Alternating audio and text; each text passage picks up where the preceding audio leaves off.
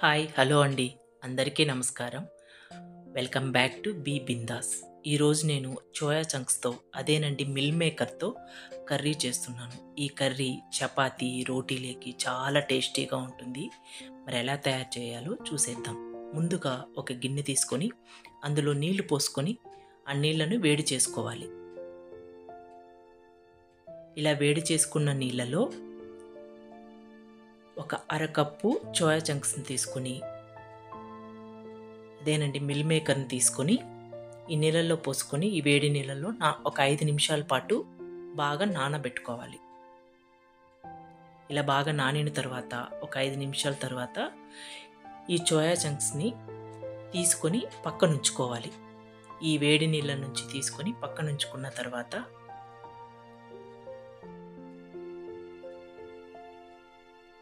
ఈ వేడిగా ఉన్న సోయా చంక్స్లో ఒక 2 గ్లాసుల చల్లటి నీళ్లు పోసుకొని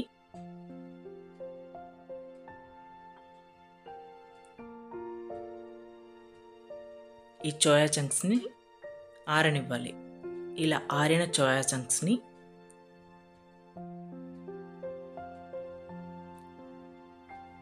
ఈ మిల్ మేకర్ నీళ్లు లేకుండా పూర్తిగా పిండి సపరేట్ చేసుకోవాలి. ఇలా బాగా గట్టిగా పిండి వీలైనంత గట్టిగా నీరు లేకుండా పిండేసి వాటిని పక్కనుంచుకోవాలి. ఇలా మొత్తం నీళ్ళనన్నీ పిండేసి తీసుకున్న సోయా చంక్స్ని ఇప్పుడు మనం ఫ్రై చేసుకోవడానికి ఒక కడాయి పెట్టుకొని అందులో 2-3 టేబుల్ స్పూన్ల ఆయిల్ వేసుకొని కొద్దిగా ఆయిల్ వేడైన తర్వాత ఇందులో ఒక హాఫ్ టీ స్పూన్ పసుపు, హాఫ్ టీ స్పూన్ కారం వేసుకొని ఈ సోయా చంక్స్ని వేసుకొని బాగా ఫ్రై చేసుకోవాలి. ఇదంతా స్టవ్ సిమ్లో పెట్టుకొని చేసుకుంటే కింద అడుగంటకుండా ఉంటుంది. ఇలా ఒక 5 నిమిషాల పాటు ఈ మిల్ మేకర్ని బాగా ఫ్రై చేసుకోవాలి.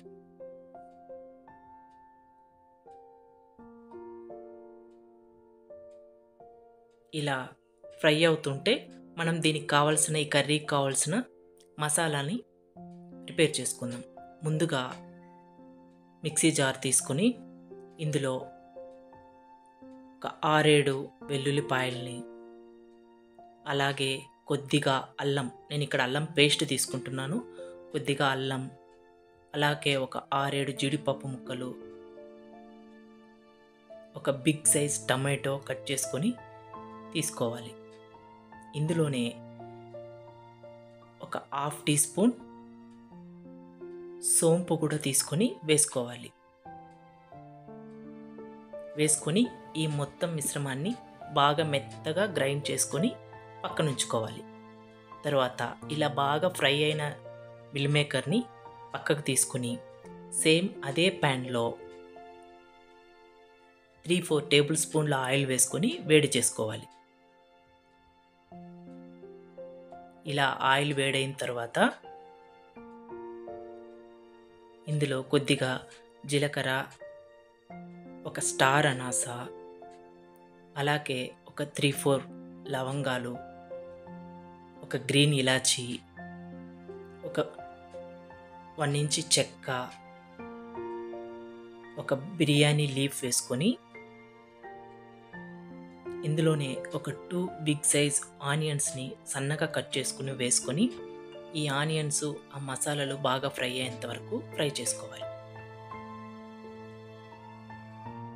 ఇలా ఆనియన్ అంతా బాగా ఫ్రై అయ్యేంత వరకు ఫ్రై చేసుకున్న తర్వాత ఇందులోనే ముందుగా మనం గ్రైండ్ చేసి పెట్టుకున్న మసాలా పేస్ట్ని వేసుకొని పచ్చి వాసన పోయేంత వరకు ఫ్రై చేయాలి.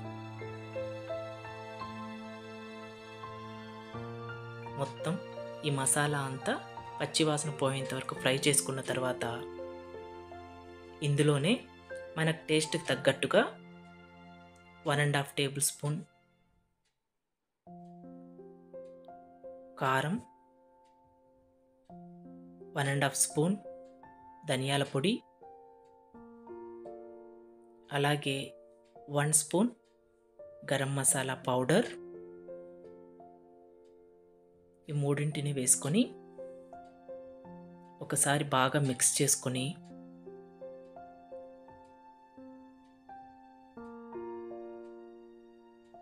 ఇందులోనే ఒక 2 టేబుల్ స్పూన్ల కర్డ్‌ని కూడా వేసుకోవాలి. వేసుకొని ఈ మొత్తం మిశ్రమాన్ని బాగా ఫ్రై చేసుకోవాలి. ఇదంతా స్టవ్‌ని సిమ్‌లో పెట్టుకొని చేసుకోవాలి. తర్వాత ఇందులోనే కొద్దిగా కరివేపాకు వేసుకొని, తర్వాత ఇదే మసాలాల్లో మొత్తం ముందుగా మనం ఫ్రై చేసుకున్న మిల్ మేకర్ మొత్తం వేసుకొని, ఈ మసాలా అంతా మిల్ మేకర్‌కి పట్టేలాగా బాగా ఫ్రై చేయాలి. ఇలా బాగా మిక్స్ చేసుకున్న తర్వాత ఇందులో మన టేస్ట్‌కి తగ్గట్టుగా వాటర్ పోసుకోవాలి. నేను ఇక్కడ 1 ½ గ్లాస్ వాటర్ పోస్తున్నాను. ఇలా వాటర్ పోసుకొని ఒకసారి బాగా మిక్స్ చేసుకొని, ఇందులోనే మన టేస్ట్‌కి తగ్గట్టుగా సాల్ట్ వేసుకోవాలి. నేను ఇంతవరకు సాల్ట్ వేయలేదు కాబట్టి మన టేస్ట్‌కి తగ్గట్టుగా ఇప్పుడే వేసుకోవాలి. ఇలా వేసుకున్న తర్వాత ఒక్కసారి బాగా మిక్స్ చేసుకొని,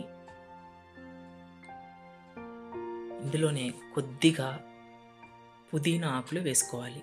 ఈ పుదీనా వేయడం వల్ల మంచి ఫ్లేవర్ వస్తుంది. చాలా వేయకుండా కొద్దిగా వేసుకోవాలి. తర్వాత ఇలా ఉడుకుతున్న టైంలో కొద్దిగా కస్తూరి మేతి బాగా నలిపి వేసుకోవాలి. తర్వాత ఇందులోనే బటర్ కానీ నెయ్యి కానీ వేసుకోవాలి. లాస్ట్లో ఇలా నేను ఇక్కడ నెయ్యి వేస్తున్నాను. 2 టేబుల్ స్పూన్ల నెయ్యి వేసుకొని బాగా మిక్స్ చేసుకొని మూత పెట్టి ఉడికించుకోవాలి. ఇలా కర్రీ కొంచెం దగ్గరికి అయ్యేంత వరకు ఉడికించుకోవాలి. మరీ దగ్గరగా ఉడికించుకోకూడదండి, ఎందుకంటే ఇది ఆరిన తర్వాత ఆ మసాలా అంతా ఆ గ్రేవీ అంతా అబ్జర్వ్ చేసుకుంటుంది కాబట్టి కొద్దిగా ఇలా గ్రేవీ ఉండగానే ఆఫ్ చేసుకోవాలి. అంతేనండి, మీరు కూడా ట్రై చేసి చూడండి. చపాతీ రోటీలోకి చాలా బాగుంటుంది. ఈ వీడియో కానీ మీకు నచ్చితే please like, share and subscribe to my channel. Thanks for watching.